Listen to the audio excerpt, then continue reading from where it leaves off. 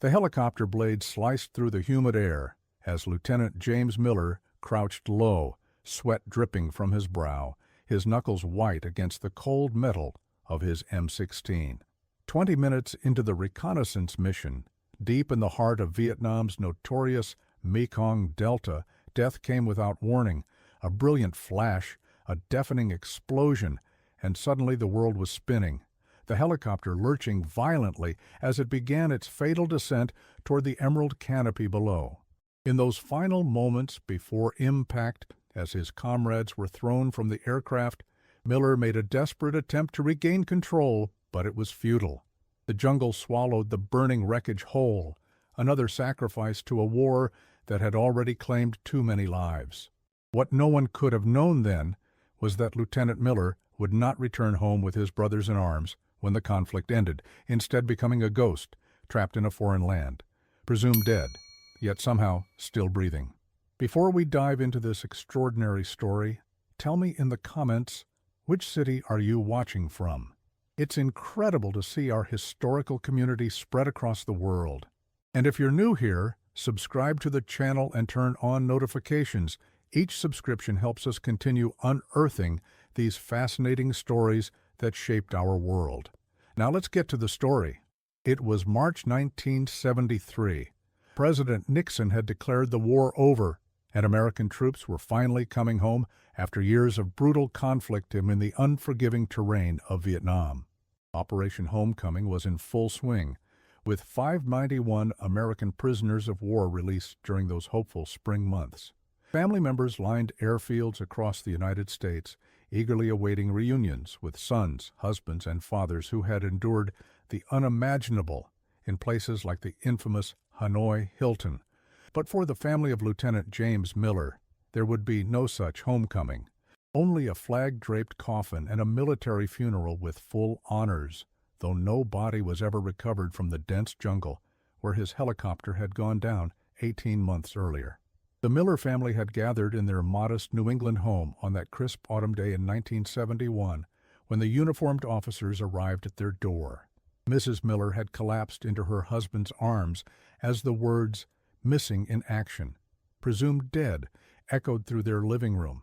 James's younger sister, Anne, had refused to believe it, insisting with the fierce conviction of a 17-year-old that her brother was still alive. His fiancée, Sarah, who'd been planning their wedding for when he returned from his tour, sat silent and still, her engagement ring glinting cruelly in the afternoon sunlight. They had clung to hope for months, scanning casualty lists and prisoner reports, calling Washington officials and military contacts. But as 1972 gave way to 1973 and the Paris Peace Accords were signed, that hope had dimmed to a flicker, then extinguished entirely when his name wasn't among those returning prisoners.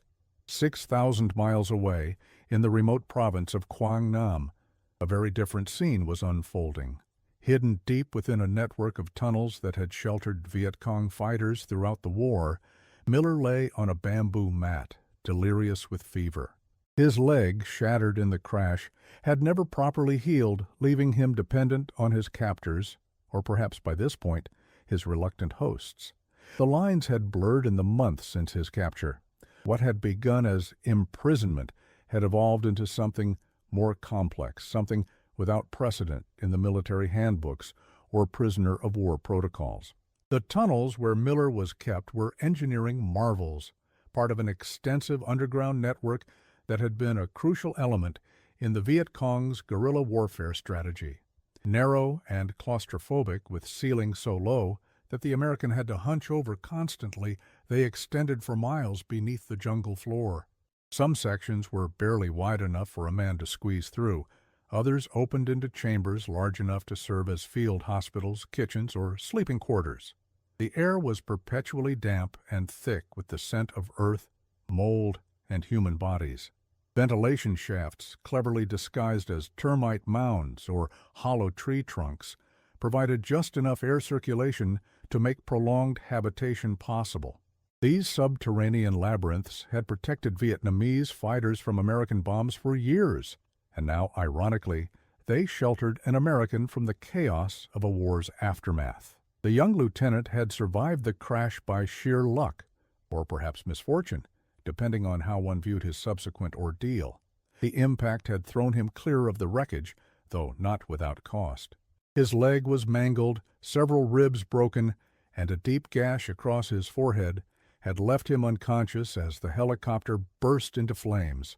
A Viet Cong patrol, drawn by the smoke, found him half submerged in a muddy stream. Standard protocol would have dictated his immediate execution or transfer to a prison camp. But the patrol leader, a battle-hardened man named Nguyen Van Thieu, made a decision that defied explanation. He ordered his men to carry the American to a nearby field hospital instead. Nguyen Van Thieu was no stranger to difficult decisions. At 38 years old, he had been fighting foreign occupiers since he was 16, first against the French and then against the Americans. The war had shaped him in ways both visible and invisible. His body bore the scars of countless close encounters, a jagged line across his abdomen from a bayonet, puckered bullet wounds on his left shoulder and thigh, fingers missing from his right hand after a grenade explosion. His face was weathered beyond his ears, deep lines etched around eyes that had witnessed too much death. He had lost his father and 2 brothers to French artillery, his wife and infant daughter to an American napalm strike. By all measures, he had every reason to hate the unconscious American soldier bleeding into the mud before him. But perhaps it was precisely this intimate familiarity with loss that stayed his hand. Or perhaps after decades of fighting, the simple human impulse to save a life momentarily overwhelmed the calculus of war. Perhaps it was exhaustion from years of fighting. Perhaps it was a moment of humanity breaking through the hardened shell of a soldier who had seen too much death. Whatever the reason, that single decision altered the course of both men's lives forever. As the war wound to its inevitable conclusion, with peace talks progressing in Paris and American forces beginning their withdrawal, Miller's official status remained missing in action, presumed dead. No one was looking for him anymore. And in that bureaucratic oversight, in that gap between missing and confirmed, Miller's strange journey through the aftermath of war began in earnest. The first weeks of Miller's captivity remained fragmented in his memory, fever dreams interspersed with moments of excruciating clarity. He remembered the searing pain as field medics set his broken leg without anesthesia, using bamboo splints and torn cloth for a makeshift cast. He recalled the taste of bitter herbal concoctions forced between his lips, the sensation of cool compresses on his forehead during the worst of the fever. There were voices speaking in a language he couldn't understand, hands turning his body to prevent bed sores, the constant drip of water from the tunnel ceiling. And throughout it all, the face of Nguyen Van Thieu appeared and disappeared like an apparition, sometimes speaking to him directly, other times conferring with the medics in hushed tones. For the first several months of his captivity, Miller existed in a twilight world of pain and confusion. His injuries were severe, and the rudimentary medical care available in the guerrilla hospital was barely sufficient to keep him alive. Tropical infections ravaged his body, and the constant humid heat of the jungle made recovery all the more difficult. He drifted in and out of consciousness, unaware that, as he fought for his life in that hidden bunker, peace agreements were being signed half a world away. By the time he was lucid enough to understand his circumstances, the war was already over, and his country had moved on without him. Miller's background had perhaps uniquely prepared him for the ordeal he now faced. Unlike many American soldiers who had been drafted into service, he had enlisted voluntarily, driven by a family tradition of military service and a genuine belief in the cause. His father had fought in World War II, his grandfather in World War I. The Millers were not wealthy or politically connected. They were solidly middle-class New Englanders who believed in duty, honor, and country. James had excelled in ROTC at the University of Connecticut, graduated near the top of his class, and chosen the Army because it offered the fastest route to active service. When his deployment to Vietnam came through, he had been eager even excited, a young man ready to test himself in the crucible of combat to make his mark on history. Reality had quickly tempered that enthusiasm. His first weeks in country had been a brutal education in the gap between military theory and battlefield practice, between the clean strategic objectives outlined in briefing rooms and the messy, morally ambiguous realities on the ground.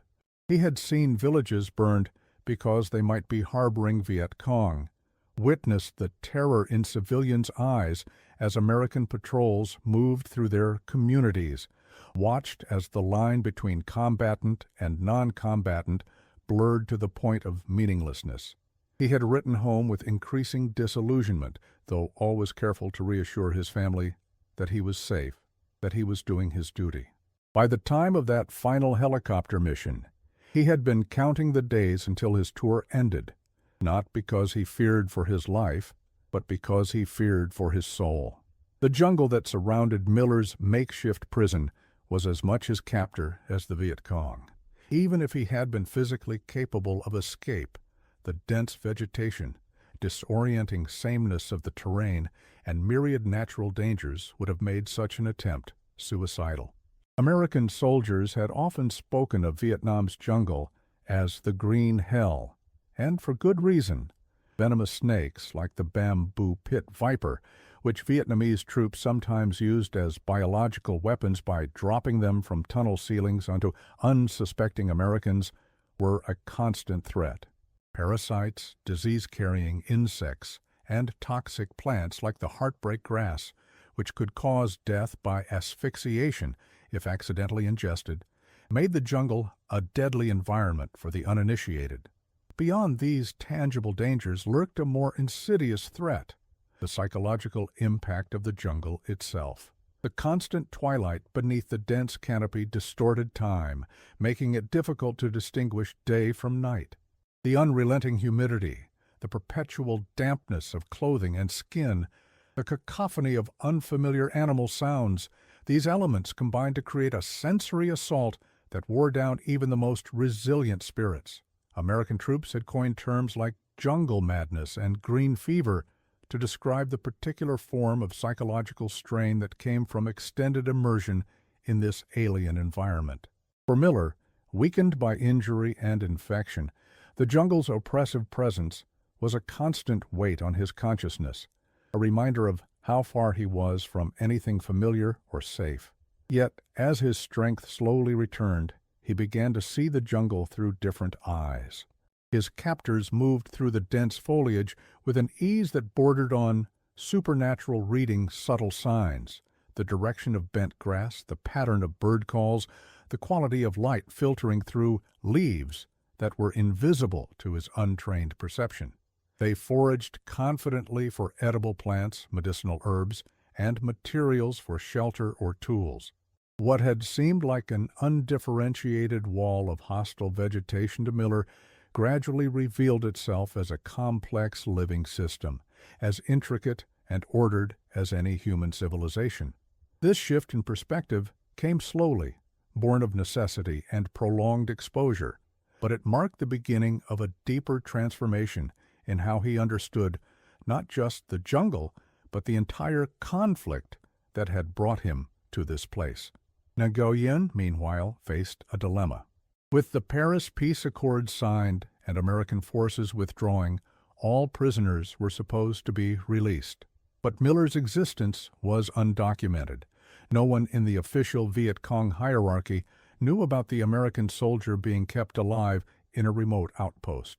To reveal his presence now might raise uncomfortable questions about why he hadn't been properly processed as a prisoner of war. There could be accusations of violating the terms of the peace agreement, or worse, of deliberately concealing an American captive. So Nguyen made another fateful decision. He would wait until Miller was stronger, then quietly arrange for his return through unofficial channels. The decision weighed heavily on Nguyen. As a communist fighter, he had been trained to view Americans as imperialist aggressors, enemies of Vietnam's independence and self-determination. The official party line was clear: American prisoners were valuable assets to be used for propaganda and political leverage. Yet, over the months of Miller's recovery, something unexpected had happened. Nguyen had begun to see the American not as a symbol of enemy power, but as a human being, damaged, vulnerable, dependent on the mercy of those who by all rights should hate him. It was an uncomfortable recognition, one that complicated the ideological certainties that had sustained Nguyen through decades of warfare. This moral ambiguity was exacerbated by the changing political landscape. As North Vietnamese forces consolidated power throughout the country, hardliners within the party were ascendant. There were purges of those deemed insufficiently revolutionary, investigations into soldiers suspected of Western sympathies or ideological deviation. Had Nguyen's decision to save Miller been made a few months later, in this new climate of suspicion and dogmatic fervor, the outcome might have been very different. But now he was committed to a course of action that, if discovered, could brand him a traitor to the revolution. The irony was not lost on him. In saving the American's life, he had potentially endangered his own. But the post-war chaos made such arrangements increasingly difficult. Transportation networks were disrupted, territories changed hands, and former allies became suspicious of one another as Vietnam struggled to find its footing after decades of conflict. Weeks stretched into months, and Miller's health improved only marginally. His leg would never fully heal, leaving him with a pronounced limp that made any thought of escaping through the dense jungle terrain all but impossible. And so he remained, neither fully prisoner nor free, existing in a strange limbo that had no precedent in the annals of warfare. As Miller's physical condition stabilized, his mental state underwent its own evolution. Initial shock and confusion gave way to anger, then to a deep depression as the reality of his situation sank in. He had been declared dead. His family had mourned him. The war had ended without him. Even if he somehow made it back to America, what place would there be for him? What version of James Miller could possibly return after what he had experienced? There were days when he wished Nguyen had left him to die in that muddy stream, when the weight of his continued existence seemed like a cosmic joke, a cruel extension of suffering without purpose or meaning. Survival itself became a form of resistance during this period, not against his captors, but against despair. Each small act of self-preservation, forcing himself to eat when appetite failed, exercising his damaged leg despite the pain, maintaining basic hygiene in primitive conditions, was an affirmation that his life still held value, that there was some future worth enduring for. He began keeping track of days by making small marks on the tunnel wall, creating a calendar of his lost time. He fashioned a crude comb from bamboo, using it to maintain what little dignity he could by keeping his hair and beard relatively neat. These rituals of normalcy, trivial as they might seem, were anchors that prevented him from drifting entirely into the abyss of hopelessness. Language became his lifeline during those long months of isolation. With nothing but time on his hands, Miller threw himself into learning Vietnamese, first from Nguyen, then from the few medical personnel who tended to his wounds. At first, it was purely practical, a means of communication, a way to express basic needs. But as his proficiency grew, so too did the complexity of his conversations with his captors. They began to see him less as an enemy and more as a curiosity, a strange visitor who had fallen from the sky into their world. And Miller, for his part, began to see them not as the faceless adversaries of his military training, but as individuals with their own hopes, fears, and reasons for fighting. The process of learning Vietnamese became more than just a practical necessity. It was a window into an entirely different way of seeing the world. Miller discovered that the language had no separate word for blue and green, instead using a single term that encompassed the spectrum from sky to foliage. He learned that there were 5 different words for rice, each describing it at a different stage of production, from seedling to cooked grain. He found that the language lacked grammatical tense markers as they existed in English, with time being indicated through context rather than verb form. These linguistic differences reflected deeper cultural perspectives, a closer relationship to the natural world, a focus on process rather than fixed states, a different conception of time itself. As he struggled to wrap his mind around these concepts, he was forced to recognize how deeply his own thinking had been shaped by his cultural background, how many assumptions he had carried unexamined into his understanding of Vietnam and its people. This is not to say that there weren't moments of tension, even hatred. The wounds of war, both physical and psychological, ran deep on both sides. There were days when the memory of fallen comrades would overwhelm Miller with grief and rage, and he would curse his captors, refusing food and retreating into sullen silence. There were nights when the guards, haunted by their own losses, would taunt him with stories of American atrocities, or simply ignore his calls for water or medical attention. Trust was a fragile commodity, easily shattered by the weight of historical enmity that hung over them all. One such incident occurred about 6 months into Miller's captivity. A new guard, recently transferred from another unit, recognized Miller as an American and flew into a rage. The man's entire family had been killed in a bombing raid on Hanoi, and the sight of an enemy soldier, even a wounded, helpless one, triggered a violent response. He burst into the small chamber where Miller was kept, raining blows on the American until Nguyen intervened physically, pulling the guard away and ordering him to another section of the tunnel complex. For days afterward, Miller refused to speak to anyone, retreating into a protective shell of silence. It took weeks for the tenuous trust that had been building to be partially restored, and the incident left emotional scars on all involved. Yet despite these setbacks, a kind of fragile coexistence gradually emerged. It was not friendship exactly. The barriers of language, culture, and wartime allegiance were too substantial for that, but rather a mutual recognition of shared humanity in the midst of inhumane circumstances. Small gestures accumulated, a guard sharing his tobacco ration with Miller, the American using his limited medical knowledge to help treat a child from a nearby village, Nguyen bringing news from the outside world, translated with painstaking care to avoid misunderstanding. These moments of connection, brief and tentative though they were, provided a counterweight to the isolation and alienation that might otherwise have overwhelmed Miller's psychological resilience. The turning point came during the monsoon season of late 1973. Torrential rains had caused flooding throughout the region, threatening to collapse the tunnel network where Miller was being held. As water levels rose alarmingly, Nguyen made the decision to evacuate, including the American prisoner. It was a chaotic, desperate exodus through mud-slicked jungle paths in the dead of night. At one point, the group became separated, and Miller found himself alone with Nguyen, struggling through knee-deep water. The opportunity for escape, if ever there was one, presented itself. Nguyen had slipped, momentarily losing his grip on his rifle. Time seemed to slow as Miller processed his options. He could overpower Nguyen, take the weapon, and try to make his way to an American base or South Vietnamese outpost.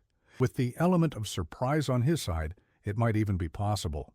But the rational part of his brain immediately cataloged the obstacles: his limited knowledge of the terrain, his still healing leg, the hostility of both the jungle and any Vietnamese he might encounter, the likelihood that the war's end meant American bases had been abandoned. Even if by some miracle he made it to safety, what would happen to Nguyen, who had saved his life and now might pay for that mercy with his own?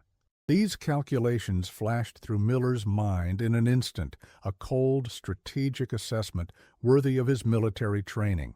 For a heartbeat, the two men stared at each other, the unspoken question hanging between them. Then Miller reached down and helped Nguyen to his feet. It was a simple gesture, but one that acknowledged a truth neither man had been willing to articulate. They had become, against all odds, and perhaps against their own wishes, something like comrades. Not friends exactly, the war had left too many ghosts for that, but partners in a shared struggle for survival in circumstances neither had chosen. Nguyen's response was equally telling. He made no comment on Miller's choice, offered no thanks for the assistance or relief at the danger averted. But later that night, as they huddled beneath a makeshift shelter, soaked to the skin and exhausted from the evacuation, he shared his last cigarette with the American, a gesture of reciprocity that spoke volumes in their developing language of unspoken understanding. It was the first time Miller had smoked in months, the harsh tobacco burning his lungs and sending his head spinning with nicotine. But he savored every pungent drag, recognizing the cigarette for what it was, not just a luxury in their deprived circumstances, but a token of something approaching trust. As 1973 gave way to 1974, Miller's situation grew increasingly precarious. The region where he was being held was experiencing political instability as various factions vied for control in the power vacuum left by the American withdrawal. Nguyen's unit was ordered to relocate further north, away from the contested areas. The journey would be dangerous, particularly for someone in Miller's condition, but there was no alternative. To leave him behind would almost certainly mean his death. So they fashioned a crude stretcher from bamboo and canvas, and under cover of darkness began the arduous journey through terrain that had claimed countless lives during the war. The journey north became an odyssey that tested the limits of human endurance. For Miller, strapped to the improvised stretcher and carried by rotating teams of Viet Cong soldiers, it was an experience of profound vulnerability and strange beauty. Unable to move independently, he was forced to surrender control completely, to trust that these men, nominally his enemies, would continue to protect him despite the considerable risk and burden he represented. From his prone position, he watched the jungle canopy pass overhead, catching glimpses of sky through gaps in the dense foliage. He saw birds of impossible color, flowers that bloomed only at dusk, the sinuous movement of monkeys through the treetops. At night, when the group stopped to rest, he listened to the symphony of insect sounds, the distant calls of unfamiliar animals, the whispered conversations of his carriers in a language he was still struggling to master. There was fear, certainly.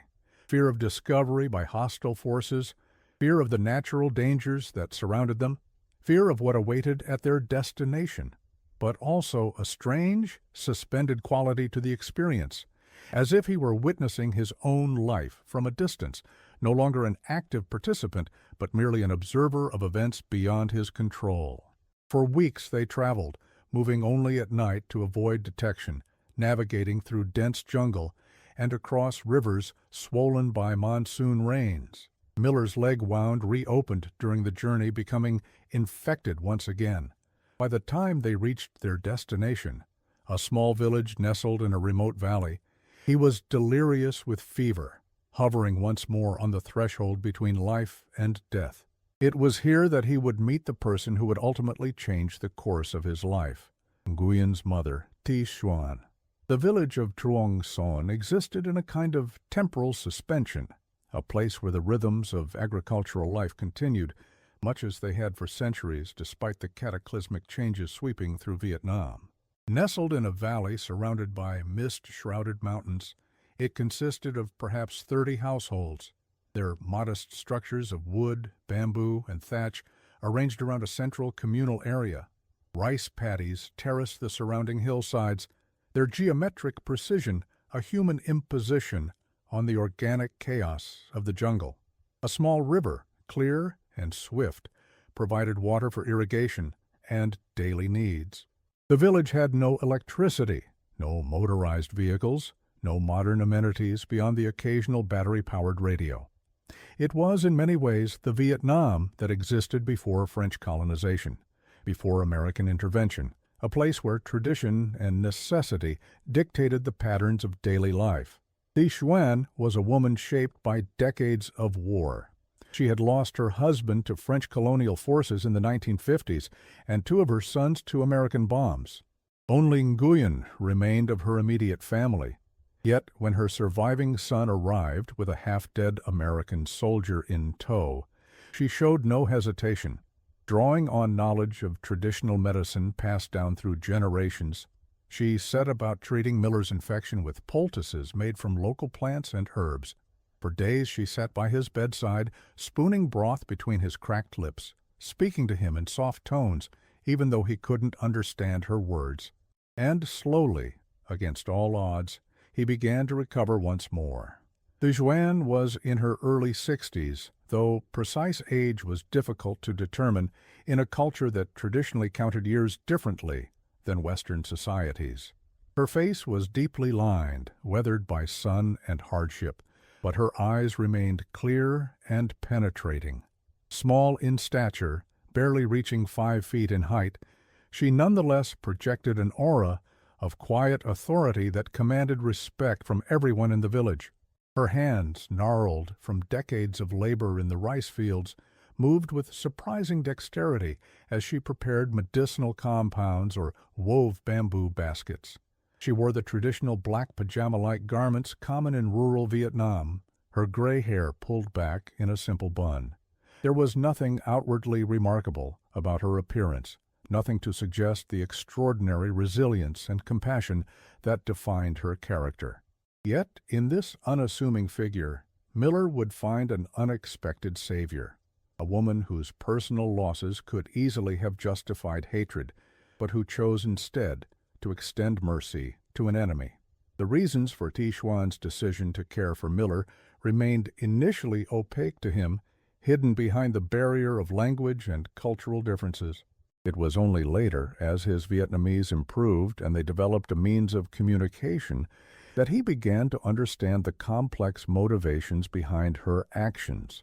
Part of it was simple human compassion, the instinctive response to suffering that transcends political and national boundaries. Part was a deeply ingrained sense of hospitality, the obligation to care for guests or strangers that formed a cornerstone of Vietnamese rural culture. But there was something more personal as well, a connection to her own history of loss and survival, as she explained to Miller months later in halting sentences that he struggled to piece together. When my husband was wounded by the French, a village like this one took him in, treated his injuries. They could have turned him away or reported him to the authorities, but they showed kindness instead. I cannot do less. As Miller regained his strength, he found himself integrated into a strange new reality. The village was small and isolated, with no electricity or running water. The war had touched it only indirectly through the absence of men who had left to fight and never returned, and occasional shortages of essential goods. Here, Miller was not an enemy soldier, but a curiosity, the strange foreigner who lived in Thi Xuan's house and helped with chores despite his crippled leg. Children would follow him around the village, fascinated by his height, his pale skin, his blue eyes. Some of the elders kept their distance, harboring old suspicions, but most accepted his presence with the same resigned pragmatism with which they had accepted all the other upheavals of war. The village's acceptance of Miller's presence was not immediate or universal. There were those who viewed him with suspicion, who whispered that harboring an American could bring retribution from the new authorities. A few of the older residents, who had lost children or grandchildren in the fighting, could barely bring themselves to look at him. But Thi Xuan's standing in the community was such that her decision to shelter him was respected, if not always understood. And as the days turned to weeks, and Miller began to participate in the life of the village, helping where his strength and skills allowed, learning their ways, showing respect for their customs, the initial wariness gradually softened. He remained an outsider, a curiosity, but no longer an object of fear or resentment. This integration was facilitated by the practical realities of rural life. In a subsistence farming community, every pair of hands, even injured ones, had potential value. As Miller's health improved, he began to take on simple tasks, sorting rice grains, weaving fish traps from bamboo strips, repairing tools. His technical knowledge, gleaned from a childhood spent on his grandfather's farm in Connecticut, proved unexpectedly useful in devising improvements to irrigation systems or predicting weather patterns. These contributions were small but tangible, offering a measure of repayment for the shelter and care he received. More importantly, they allowed him to reclaim a sense of agency and purpose after months of dependence and uncertainty. Thi Xuan treated Miller as she might a wounded son with stern care and unspoken affection. She would scold him when he tried to do too much and aggravated his injuries. She insisted that he eat even when his appetite failed. And in the evenings, as they sat together in the glow of oil lamps, she would tell him stories of Vietnam's long history, tales of ancient emperors and brave warriors, of Chinese invasions and colonial oppression. Miller could now understand enough Vietnamese to follow these stories, and through them he began to see the conflict that had brought him to this place in a different light. The war, which had once seemed so clear-cut in the briefing rooms of military bases, revealed itself as just one chapter in a much longer struggle for identity and self-determination. These evening storytelling sessions became a kind of informal education, not just in Vietnamese language and history, but in a different way of seeing the world. Thi Xuan spoke of the land as a living entity, describing how the patterns of weather and growth had guided human settlement for centuries. She explained the intricate web of family relationships that structured village life, the obligations and expectations that bound individuals to the collective. She shared folk remedies and agricultural techniques passed down through generations, knowledge that had enabled survival in challenging conditions long before modern medicine or technology. Through these conversations, Miller began to perceive the depth and resilience of Vietnamese culture, not as an exotic curiosity or an obstacle to military objectives, but as a complex, sophisticated system that had weathered countless storms, including the most recent American intervention. Food became a bridge between cultures during this period of Miller's captivity.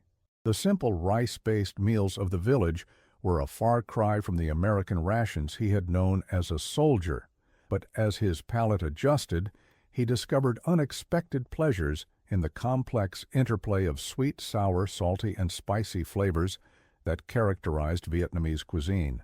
Thi Xuan took particular pride in teaching him to appreciate local delicacies, tender strips of water buffalo simmered with lemongrass, fish freshly caught from nearby streams and grilled with chilies and herbs, aromatic soups simmered for hours over wood fires. These shared meals became moments of communion, transcending the barriers of language and nationality.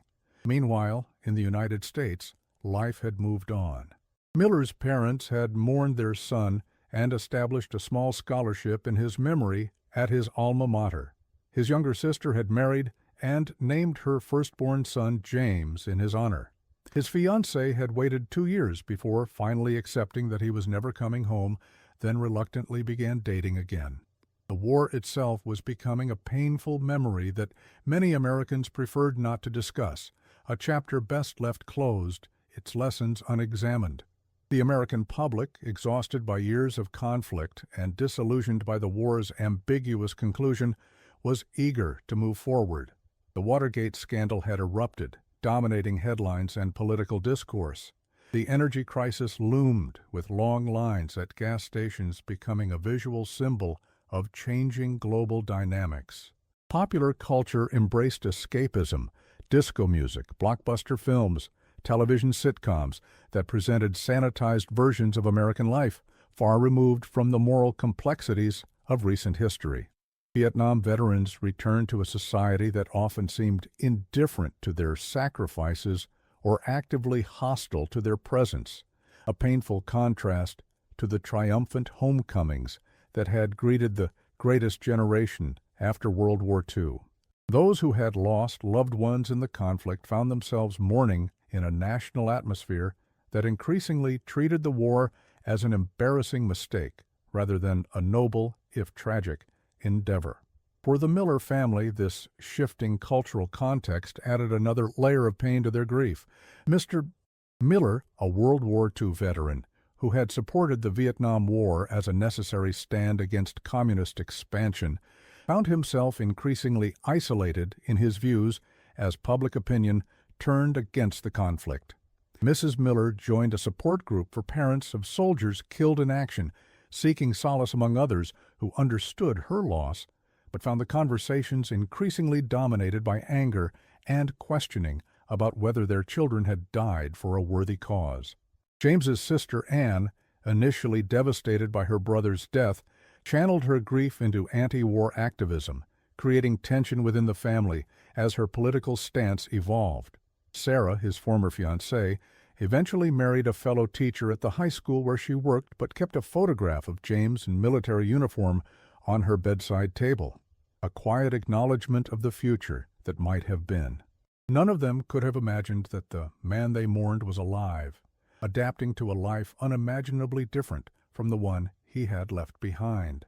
The gulf between Miller's reality and his family's perception created a strange, parallel existence. On one side of the world, they honored his memory and gradually moved forward. On the other, he struggled to forge a new identity in circumstances he could never have anticipated. This disjunction, this living in the space between death and life, between American and Vietnamese, between enemy and friend, became the defining feature of Miller's existence during these lost years. For Miller, the passage of time brought a gradual shift in perspective. The lieutenant who had once sworn an oath to defend his country against all enemies found himself increasingly unable to view his Vietnamese hosts as enemies at all. They were simply people trying to rebuild their lives after decades of devastating conflict in which his own country had played a significant role. This realization didn't come as a sudden epiphany, but rather as a slow accumulation of small moments. Helping an old man repair a storm-damaged roof, teaching village children English words, listening to Tichuan stories of loss and resilience. The black and white certainties of war gave way to the complex grays of human experience. This evolution in Miller's thinking was neither simple nor linear. There were days when he was overwhelmed by homesickness, when the gulf between his current life and everything he had known before seemed unbridgeable.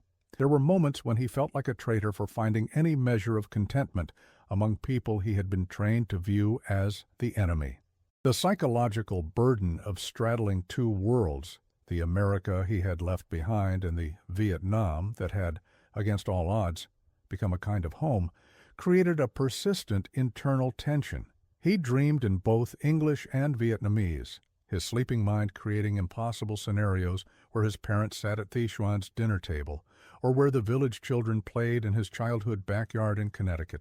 The rhythm of village life provided a structure that helped heal not just Miller's physical wounds, but the psychological trauma of war as well. Each day had its appointed tasks, its moments of work and rest, its simple pleasures and minor frustrations. The agricultural calendar, planting, tending, harvesting, connected human activity to the eternal cycles of nature in ways that modern American life, with its artificial timekeeping and disconnection from the land, had all but forgotten. There was a profound peace in this simplicity, a sense of belonging to something larger and more enduring than the conflicts of nations. Yet even as Miller adapted to his new life, he remained acutely aware of his status as an outsider. No matter how well he learned the language or adopted local customs, his appearance marked him as irrevocably different. And beneath the surface of daily interactions lay the inescapable reality that he was, technically, still an enemy combatant in a country that had suffered tremendously at the hands of his countrymen. The same villagers who shared meals with him had lost sons, brothers, and fathers to American bombs and bullets. That they could extend any kind of welcome to him at all was a testament to the human capacity for forgiveness, but it did not erase the underlying tensions of his position.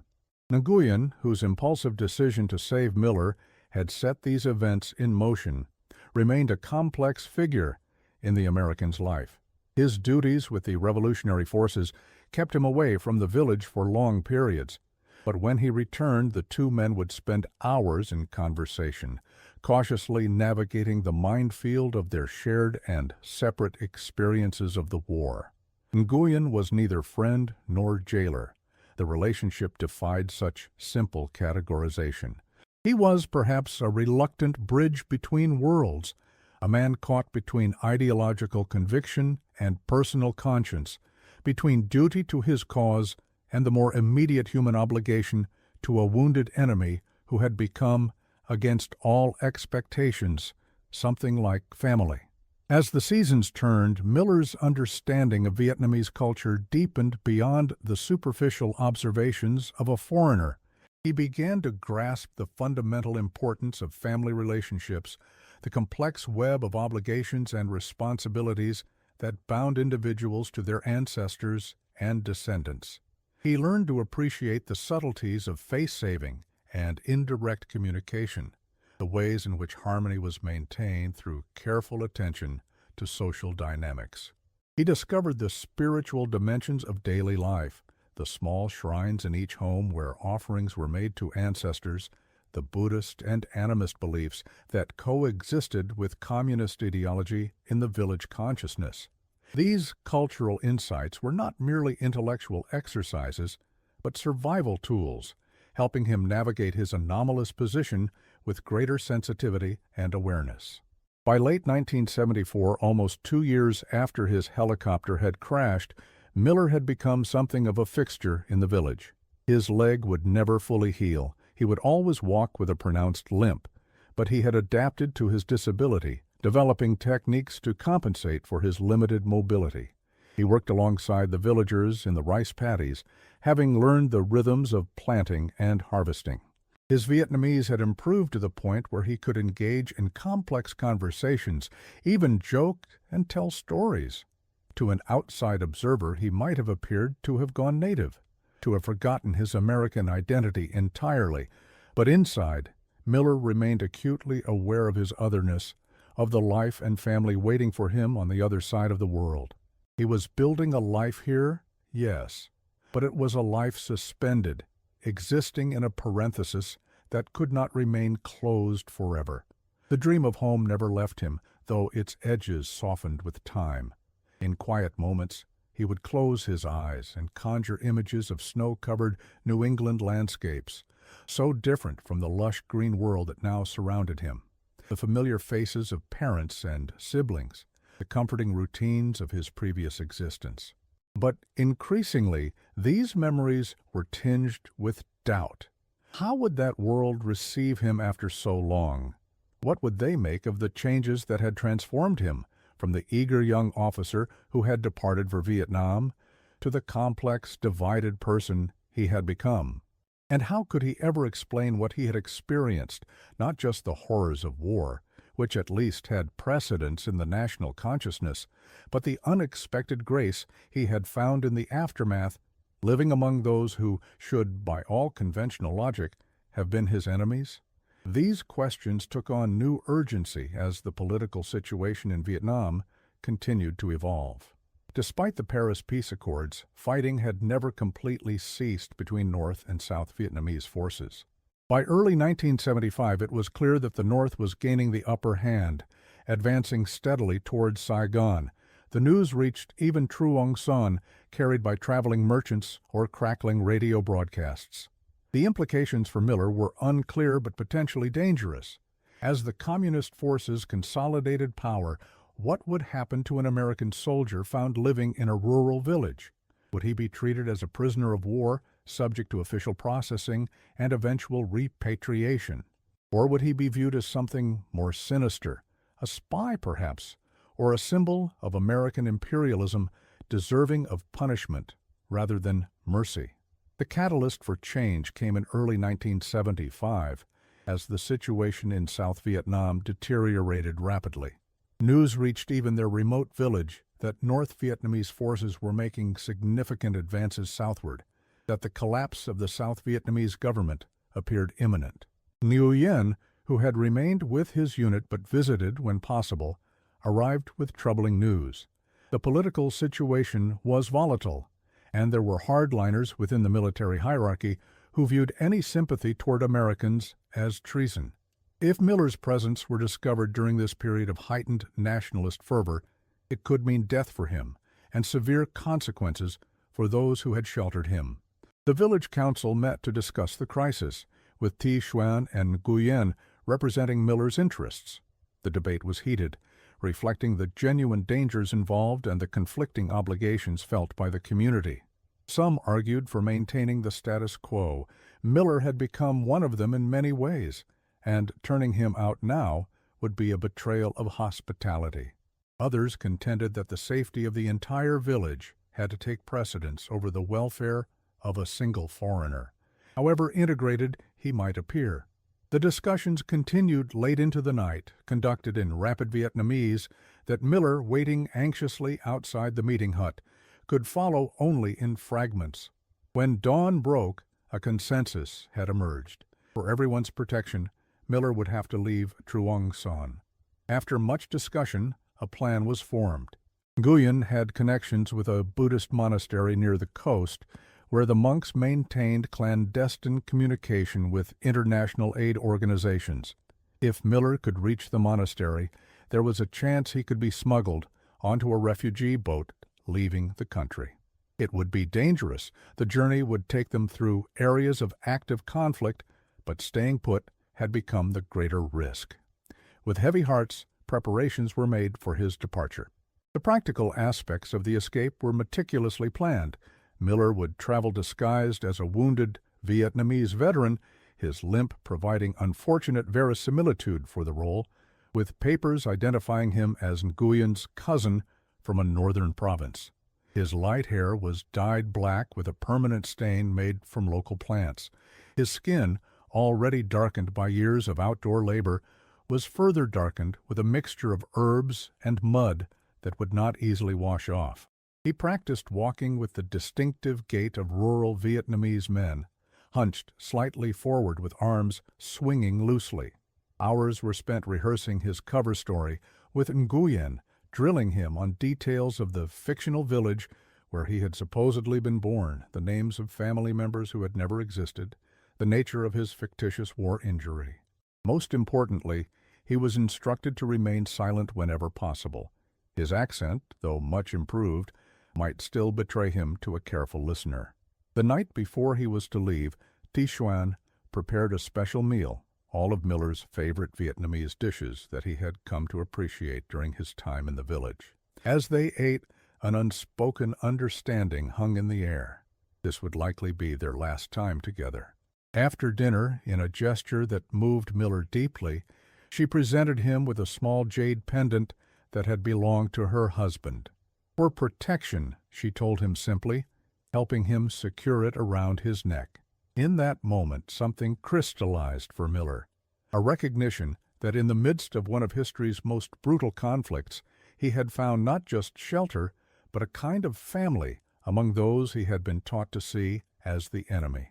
The pendant itself was a simple oval of pale green stone, cool and smooth to the touch. It hung on a cord of woven black silk, and when Miller held it in his palm, it seemed to pulse with a subtle warmth that belied its mineral nature. Thi Xuan explained, in the mixture of Vietnamese and English they had developed over their months together, that the jade had been passed down through her husband's family for generations. It had survived the French occupation, the Japanese invasion, and now the American War. It was believed to offer protection to travelers and to maintain a connection between family members separated by distance. By giving it to Miller, she was not merely offering a good luck charm, but symbolically adopting him into her lineage, creating a bond that transcended the arbitrary divisions of nationality and politics. Dawn broke with a misty rain that shrouded the village in gray. Miller, dressed in the simple black pajama-like clothes that were common in rural Vietnam, his American identity concealed beneath layers of adopted mannerisms and local garb. The few possessions he would take fit easily into a small cloth bag. A change of clothes, a carved wooden figure a village child had made for him, his military dog tags, which he had kept hidden all this time, and a handful of dried rice cakes for the journey. His departure was quiet, without ceremony. Most of the villagers remained in their homes, whether out of respect for his privacy or fear of being associated with his escape, he couldn't say. Only Xuan stood in the doorway of her simple house, watching as her son led the American limping down the muddy path that would take him away from the life he had built here. No words were exchanged. None were necessary. The debt between them had long since transcended anything that could be expressed in language. The journey to the coast was harrowing. Disguised as a wounded Vietnamese veteran, with his American dog tags buried deep in a hidden pocket, Miller traveled with Nguyen through checkpoints and battle zones. They moved mostly at night, avoiding main roads and populated areas. Twice they narrowly escaped detection by North Vietnamese patrols.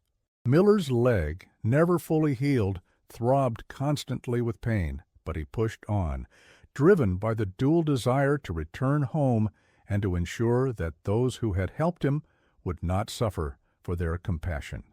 The landscape they traversed was a testament to the war's devastating impact. Villages lay abandoned, their structures collapsed or burned. Fields once cultivated for rice now grew wild, reclaimed by jungle vegetation. Bomb craters dotted the countryside, some filled with stagnant water that bred mosquitoes, others serving as impromptu graves for those who had perished nearby. Unexploded ordnance remained a constant danger. Nguyen had learned to spot the subtle signs of buried mines or forgotten cluster bombs, steering them clear of areas where the ground had been disturbed in telltale patterns. The physical scars of conflict were everywhere, a graphic reminder of why Miller's presence in Vietnam had become so precarious as the war's endgame played out. One night, as they camped in a secluded grove of bamboo, Nguyen finally asked the question that had hung unspoken between them for nearly 2 years. "Why did you come to my country to fight?" It was asked without accusation, merely curiosity, but it forced Miller to confront the gap between the ideological certainties that had once motivated him and the complex realities he had discovered living among the Vietnamese people. He spoke of containment theory, of the domino effect, of the belief that defeating communism in Vietnam was necessary to preserve freedom elsewhere. But even as he articulated these principles, he heard how abstract they sounded, how disconnected from the actual lives of the people most affected by the policies they justified. "And now?" Nguyen pressed. "What do you believe now?" Miller was silent for a long moment, watching the play of moonlight through the bamboo leaves. "I believe," he said finally, "that I understood very little about what I was fighting for or against. It wasn't a repudiation of his country or its values, but rather an acknowledgement of the limits of his own perspective, of the dangers inherent in reducing complex historical and cultural realities to simplistic ideological frameworks." Nguyen seemed satisfied with this answer, nodding slowly before lying back to sleep. No more was said on the subject, but Miller sensed that something important had been settled between them. After a week of tense travel, they reached the coastal monastery. The head monk, a serene figure with eyes that seemed to see through all pretense, listened to their story without judgment or surprise, as if American soldiers hiding in Vietnamese villages were an everyday occurrence. He agreed to help, but warned that it might take time to arrange safe passage. For 2 weeks, Miller lived among the monks, adopting their routines of meditation and simple work. The discipline and quiet helped calm his anxieties about the uncertain future ahead. The monastery perched on a rocky promontory overlooking the South China Sea, its ancient stone buildings weathered by centuries of salt-laden winds. From its terraced gardens, Miller could see fishing boats plying the waters below, appearing as tiny specks against the vast expanse of ocean. It was hard not to think of the distance that separated him from home, not just the physical miles, but the gulf of experience that now set him apart from the person he had been when he first arrived in Vietnam. He had come as a soldier, become a prisoner, then a guest, and now stood on the threshold of yet another transformation, refugee, survivor, living testament to the war's complex legacy. The monks treated Miller with the same quiet acceptance they showed to all who sought sanctuary within their walls. They asked no questions about his past, made no judgments about his presence among them. Their days were structured around prayer, meditation, and work, tending the terraced gardens that provided much of their food, maintaining the monastery's buildings, offering assistance to the local villagers who came seeking spiritual guidance or practical help. Miller found unexpected solace in the rhythmic simplicity of this existence, in its focus on the present moment, rather than the uncertainties of the future or the regrets of the past. Yet even in this sanctuary, the war's progress could not be entirely forgotten. Each day brought news of the North Vietnamese Army's advance, of South Vietnamese troops deserting or surrendering, of the American evacuation gathering momentum as the fall of Saigon became increasingly inevitable. The head monk, who had lived through multiple regime changes in his long life, maintained a philosophical perspective on these developments. Governments rise and fall, he told Miller during one of their evening conversations. But people remain. Their needs remain. Their suffering remains. And so, too, does their capacity for compassion. It was a perspective that resonated with Miller's own evolving understanding, a recognition that beneath the grand narratives of historical and ideological conflict lay the more fundamental realities of human experience. Finally, word came of a fishing boat preparing to leave for the Philippines carrying refugees fleeing the advancing communist forces. Arrangements were made, money changed hands, and on a moonless night, Miller found himself being rowed out to a decrepit vessel overcrowded with desperate families. Nguyen accompanied him to the beach, but could go no further. His duty, he said, was to return to his unit. Their farewell was brief, but emotional. Two men whose lives had become improbably intertwined by the chaos of war, acknowledging that they would likely never meet again. "If you make it back," Nguyen said as they clasped hands one last time, "tell them we are not monsters. Tell them we are people, like them." It was both a request and a challenge, a call to bear witness to a truth that had been obscured by years of propaganda and dehumanization on both sides. "I will," Miller promised, knowing even as he spoke that such a message would not be easily delivered or received in an America still nursing the wounds of a lost war.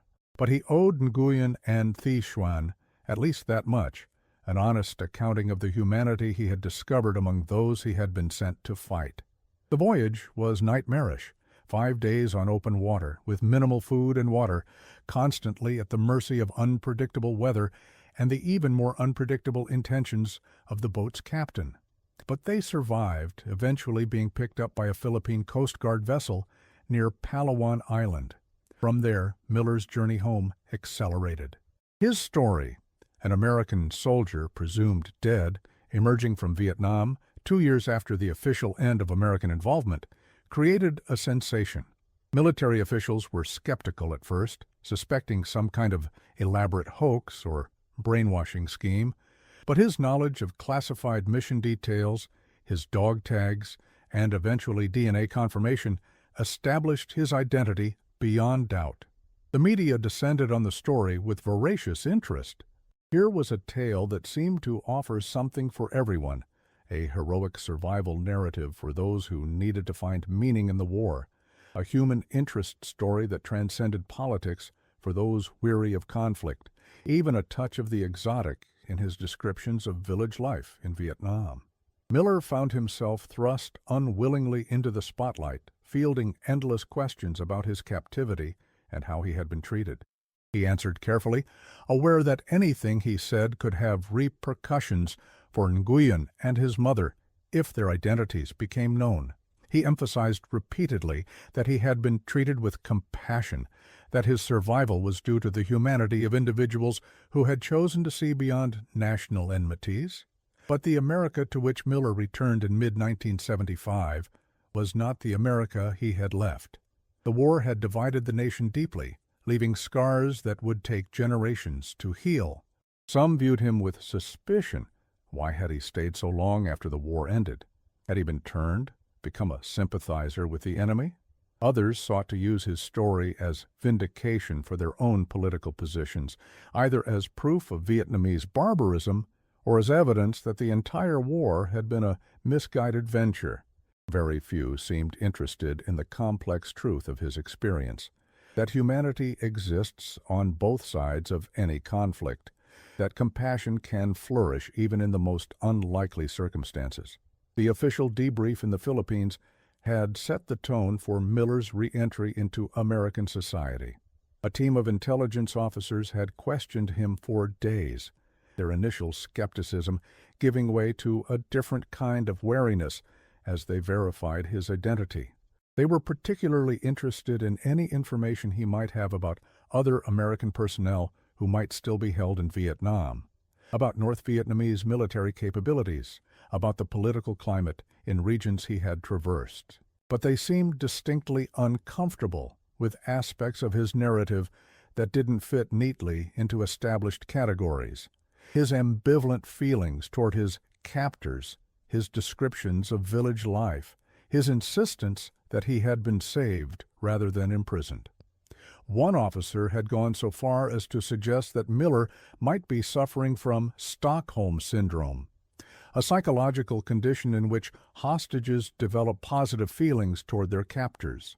It was the first indication of how difficult it would be to convey the nuanced reality of his experience to those who viewed the war solely through the lens of national interests and clear moral boundaries. Readjustment proved challenging in ways Miller hadn't anticipated. The physical aspects, medical treatment for his poorly healed leg, nutrition therapy to address the deficiencies of his diet, were straightforward enough, but the psychological and emotional dimensions were far more complex. How does one explain to family and friends the bond formed with those who were technically the enemy? How does one return to the comfortable excesses of American life after experiencing the austere simplicity of a Vietnamese village? And most difficult of all, how does one reconcile loyalty to one's country with the knowledge that the official narrative of the war had been, at best, a partial truth? Miller's reunion with his family was a study in contrasts, joy tinged with confusion, love complicated by the unbridgeable gap of experience. His parents had aged dramatically in his absence, the stress of believing their son dead having taken a visible toll. His sister's child, the nephew named in his memory, regarded him with the wary curiosity of a toddler confronted with a stranger claiming kinship. Friends from before the war seemed shallow and uncomprehending, their concerns trivial compared to the life-and-death struggles he had witnessed. And hanging over it all was the specter of what military psychiatrists were beginning to recognize as post-traumatic stress disorder, the nightmares, flashbacks, and hypervigilance that were the common inheritance of those who had seen combat, compounded, in Miller's case, by the unique circumstances of his extended captivity. The military, for its part, seemed unsure how to handle his case. There was no protocol for a soldier who had been missing, presumed dead, then reappeared long after the war's end, having lived among the enemy. Debriefings stretched into weeks, then months, as intelligence officers attempted to extract every detail of his time in Vietnam, particularly any information about military installations or troop movements he might have observed. Miller cooperated as best he could, while deliberately obscuring details that might endanger Nguyen or the villagers who had sheltered him. Eventually, he was honorably discharged, his back pay and benefits awarded, his medical care provided for, bureaucratic boxes checked, official responsibilities fulfilled. But the deeper questions raised by his experience remained unaddressed, too uncomfortable for an institution still reeling from defeat to confront directly. Miller's solution, ultimately, was to retreat from public view. He declined book deals and film offers, preferring to process his experiences privately. He reconnected with his family, who had moved through grief to a joy, tempered by the recognition that the son and brother who had returned was not the same one who had left. His fiancée, now engaged to someone else, met with him once, a poignant encounter full of might-have-beens and gentle acknowledgments of the paths their lives had taken. There were no recriminations, only a shared understanding that some bonds, no matter how strong, cannot withstand the seismic disruptions of history. In the decades that followed, Miller built a quiet life for himself. He became a teacher, specializing in Southeast Asian history and culture, using his unique perspective to help young Americans understand a region that had played such a pivotal role in their national story. He maintained correspondence with Thi Xuan through circuitous routes, sending money and medicines when possible, receiving occasional letters that provided glimpses of life in a Vietnam undergoing its own complex transformations.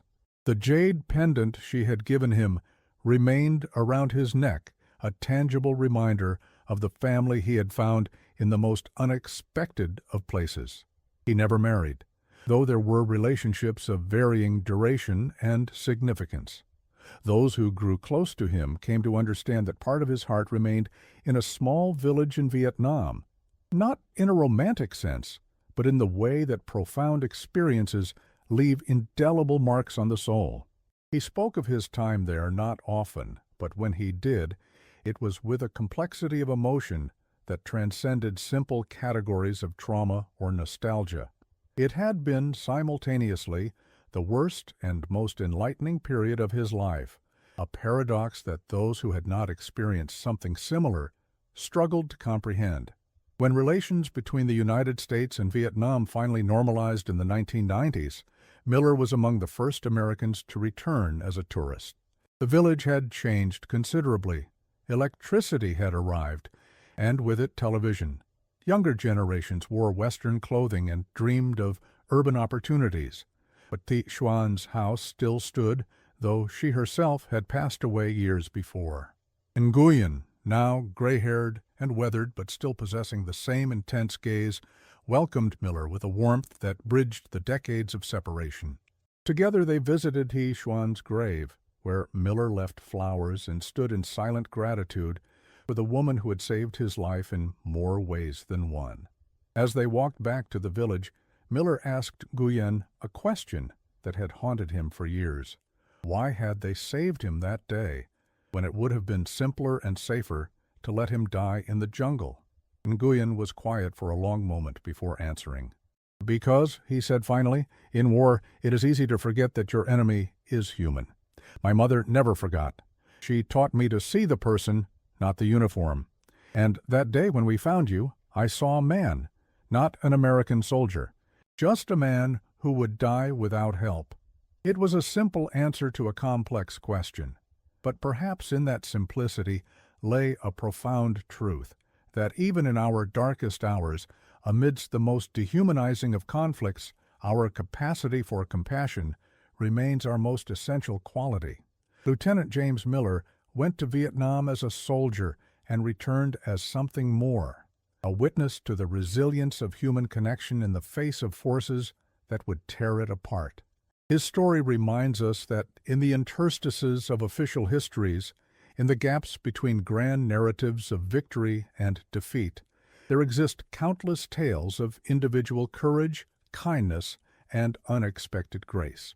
Today, as we look back on the Vietnam War from the perspective of nearly half a century, we can perhaps begin to see it with clearer eyes, not simply as an American tragedy or a Vietnamese triumph, but as a shared human catastrophe from which stories like Miller's emerge as fragile testaments to what might be possible if we could learn to recognize our common humanity before reaching for weapons. It's a lesson as relevant now as it was then, perhaps more so, in our increasingly divided world. And it's a lesson that Lieutenant James Miller, through his extraordinary journey from enemy to family and back again, embodied more fully than most.